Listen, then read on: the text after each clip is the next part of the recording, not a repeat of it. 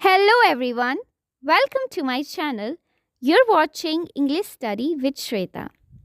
आज की इस वीडियो में हम सीखेंगे English translation through a wonderful inspiring Hindi story.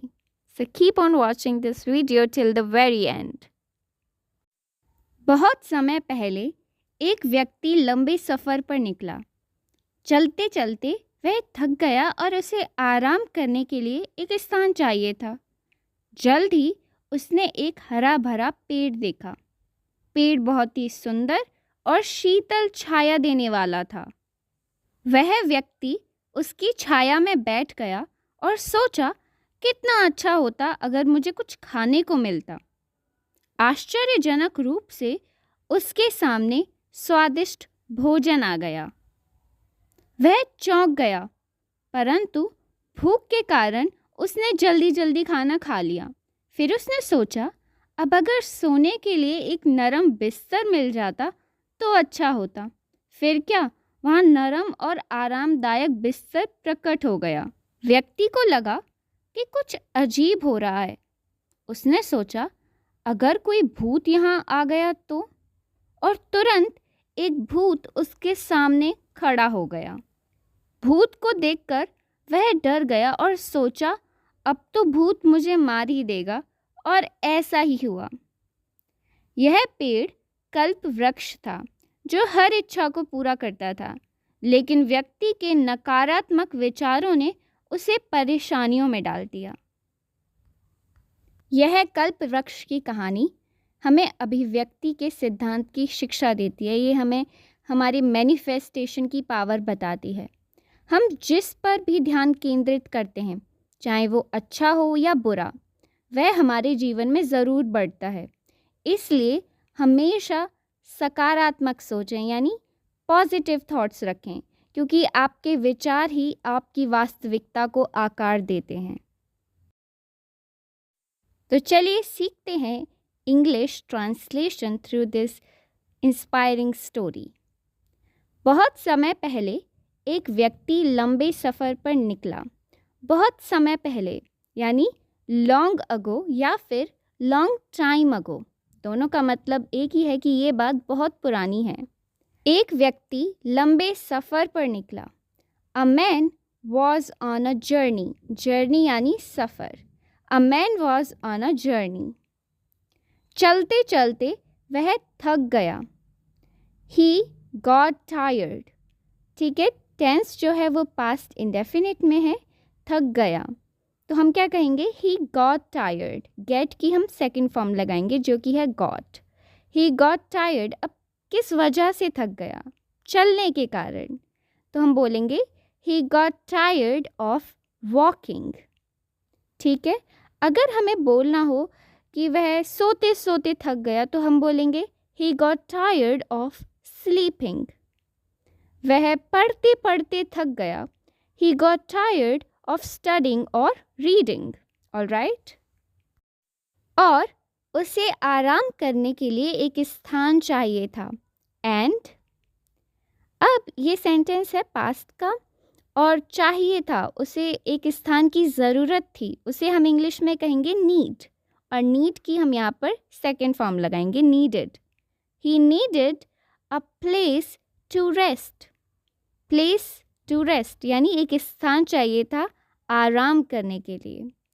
जल्द ही उसने एक हरा भरा पेड़ देखा. He saw a lush green tree. हरा भरा पेड़ देखा. देखना को हम बोलेंगे सॉ, सी की सेकंड फॉर्म. आप सॉ की जगह केम अक्रॉस का भी यूज़ कर सकते हैं, जैसे कि he came across a lush green tree. पेड़ बहुत ही सुंदर और शीतल छाया देने वाला था.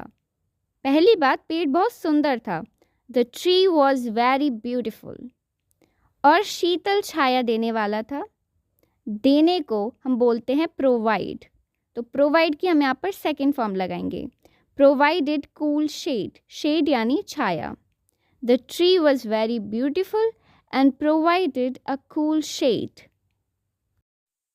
वह व्यक्ति उसकी छाया में बैठ गया. वह व्यक्ति यानी that man sat under its shade.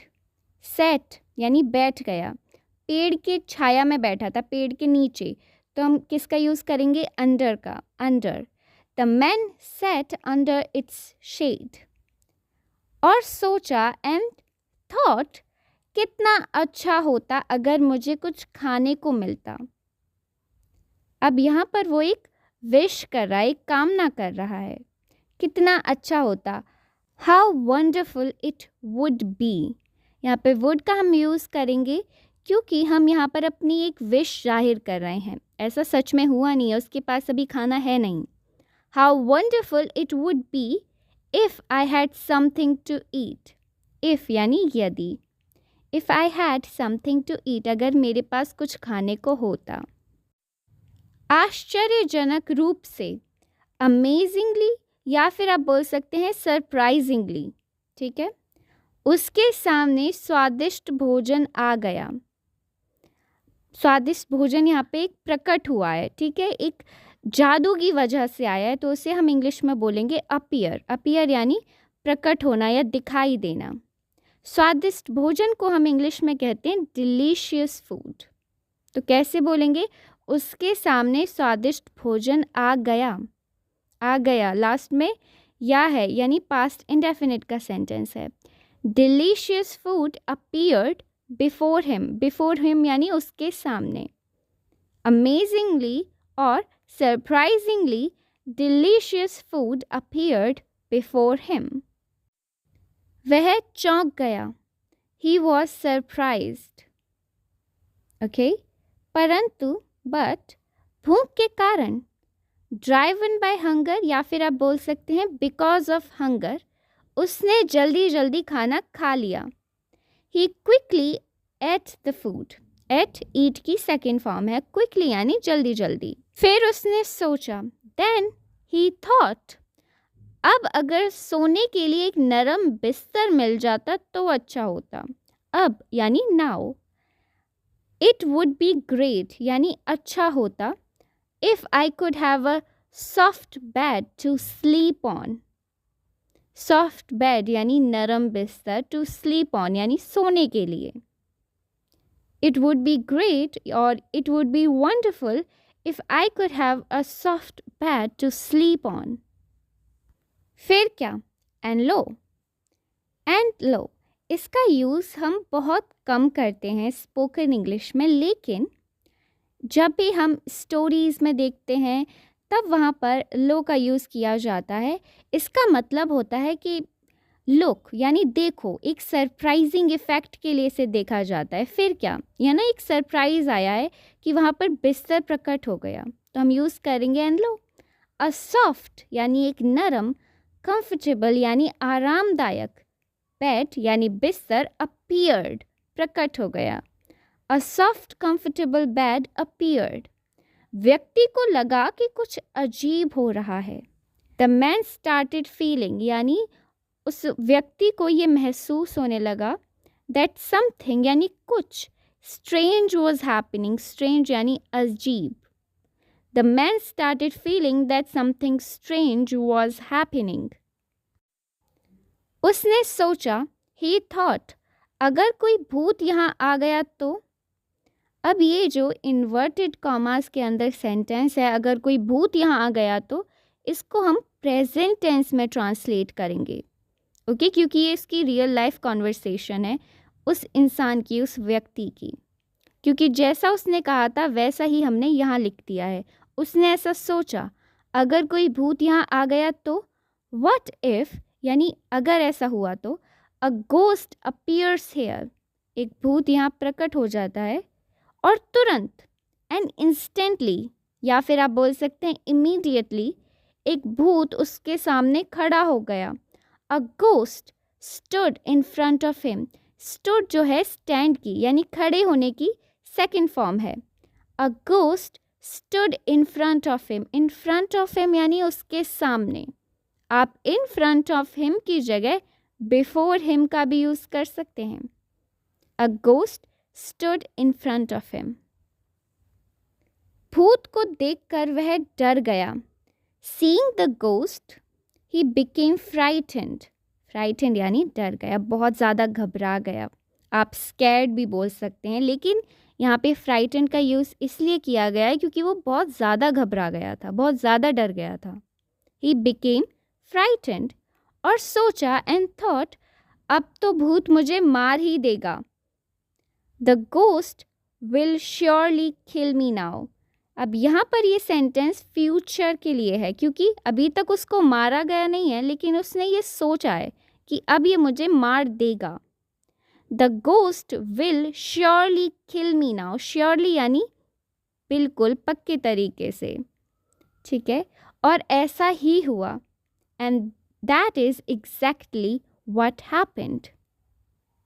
Seeing the ghost, he became frightened and thought, the ghost will surely kill me now, and that is exactly what happened. यह पेड़ कल्प वृक्ष था। The tree was a कल्प वृक्ष, जो हर इच्छा को पूरी करता है। ये कैसा पेड़ था? एक विश फुलफिलिंग ट्री, विशेस को यानी इच्छाओं को, कामनाओं को पूरी करने वाला।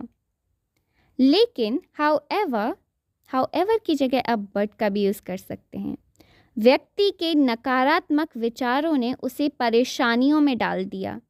द मैन्स नेगेटिव थॉट्स यानी नकारात्मक विचार brought trouble upon him, उसके लिए परेशानियां लेकर आ गए। The tree was a कल्प वृक्ष, the wish fulfilling tree. However, the man's negative thoughts brought trouble upon him.